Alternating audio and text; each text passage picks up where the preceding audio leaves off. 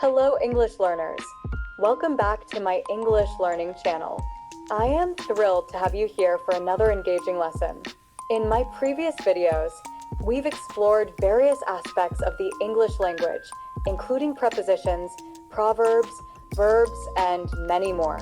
We've built a strong foundation with these essentials, and now it's time to take our learning to the next level. Today, we're diving into the art of conversation, specifically focusing on how to discuss essay writing effectively. To help illustrate this, I'll be having a conversation with one of my students, Michael Johnson. Through our dialogue, you'll gain valuable insights into structuring your thoughts, expressing your ideas clearly, and engaging in productive discussions about writing. So, grab your notebooks and let's get started on mastering the skill of conversing properly in English.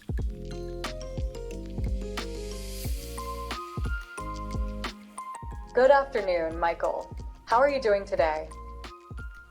Hi, Mrs. Parker. I'm doing okay, but I'm a bit worried about my English assignment. I see. Why don't you tell me what's on your mind? Well, we have to write an essay on a book we read, and I'm not sure how to start.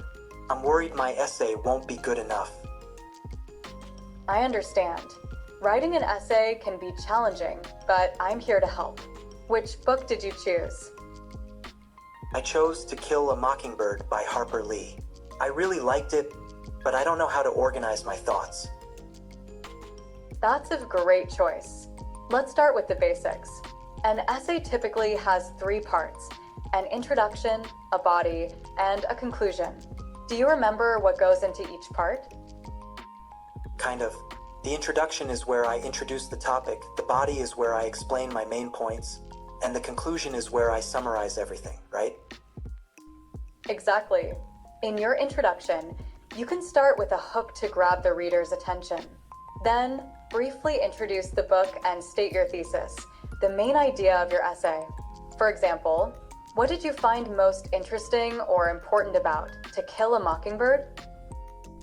I think the most interesting part was how it talks about racism and injustice through the eyes of a child.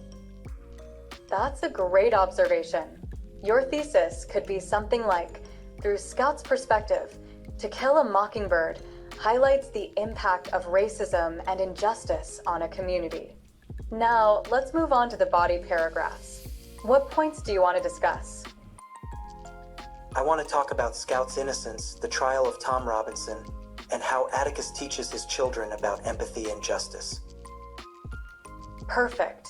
Each of these points can be a separate paragraph in the body of your essay.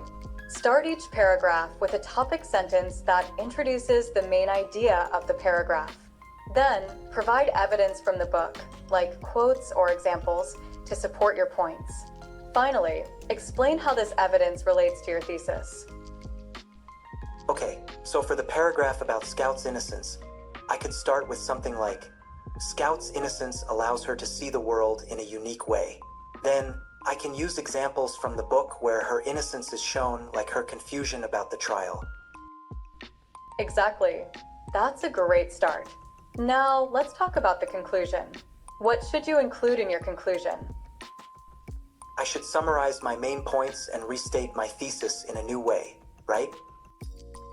Yes, that's right. Your conclusion should bring everything together and give a final thought or reflection on the topic. You could end with why the book is still relevant today or how its themes have impacted you personally. That makes sense. I feel a lot better about this now. Thank you, Mrs. Parker. You're welcome, Michael. Remember, writing is a process. Don't be afraid to make a rough draft first and then revise it. I'm here if you need any more help. You're going to do great. Thanks again. I'll get started on my draft tonight. That sounds like a good plan. Have a great evening, Michael. You too, Mrs. Parker. Thank you so much for joining me today. I hope you found my conversation on essay writing helpful and that you're feeling more confident about discussing your ideas in English. Remember, practice makes perfect, so keep engaging in conversations and applying what you've learned.